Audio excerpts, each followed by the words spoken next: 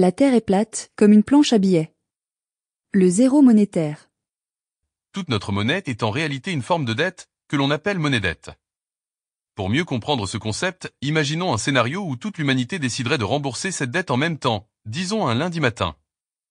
Dans un tel cas, toute la monnaie en circulation sur notre planète disparaîtrait instantanément, car il n'existe pas de monnaie sans dette. Ce serait comme si le néant retournait au néant. En effet, une dette, par définition, représente une somme d'argent que l'on doit, c'est-à-dire du moins. Si tout le moins ait été remboursé, nous nous retrouverions à zéro.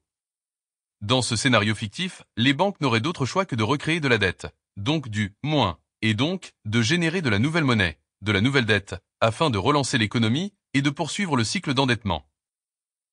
Cela soulève des questions cruciales sur la viabilité de notre système économique actuel et sur les conséquences d'une telle dynamique sur notre société. Prenons un exemple concret. Imaginez une petite entreprise qui emprunte de l'argent pour se développer. Si cette entreprise rembourse son prêt, elle réduit la quantité de monnaie en circulation. Si toutes les entreprises et tous les particuliers agissaient de la même manière, nous assisterions à une contraction massive de l'économie. Les conséquences seraient désastreuses, avec des faillites en chaîne et une crise économique sans précédent. Ainsi, la question de la dette mondiale ne se limite pas à des chiffres abstraits.